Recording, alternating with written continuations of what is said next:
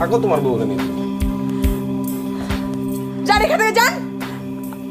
মা না ভালো, আয় ঘরে আয়। নতুন বউ বাইরে থাকে না মা।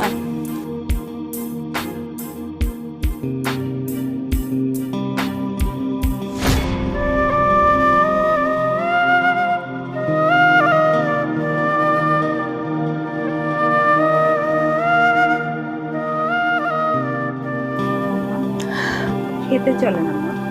আর কতদিন না খেয়ে থাকবেন? আপনার জন্য তো আমরা সবাই না খেয়ে বসে আছি না। আমি খেতে পারবো না মা, খেতে পারবো না।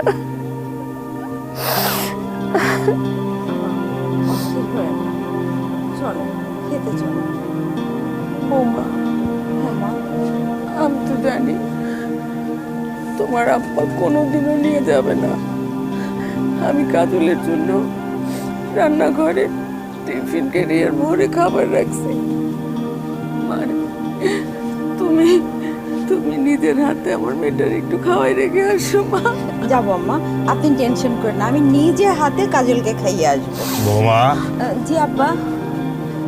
তুমি কখনো ভুল করে কাজটি করো না। কাজলকে কাজলের মতো থাকতে দাও।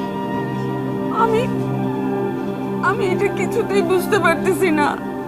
আপনি আপনার মেয়ের সাথে এত নিষ্ঠুর হইতেছেন কেমনে? আমি যেটা করছি কাজলের ভবিষ্যৎ মঙ্গলের জন্য, ভবিষ্যতের ভালোর জন্য করছি। আব্বা, আপনি যা করার তাড়াতাড়ি করেন। দেখছেন না আম্মা না খেয়ে কেমন কাহিল হয়ে গেছেন, সেই সাথে এত অস্থির হয়ে আছেন, ঘুম টুম নাই, কি অবস্থা। আমাদের পুরো বাড়িতে একেবারে অশান্তি চলছে।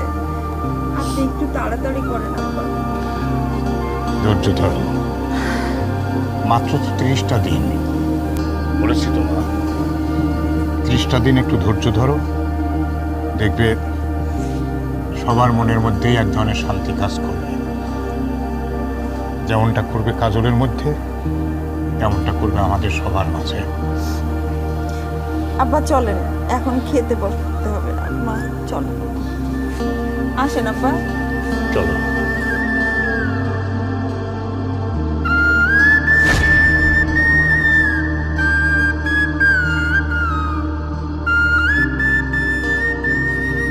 এ কাজল,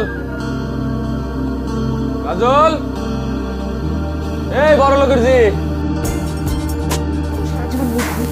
আমি এরকমই তো ভদ্রভাবে রাখতে পারো না? এর থেকে ভদ্রতা আমার মায় শেখায় নাই।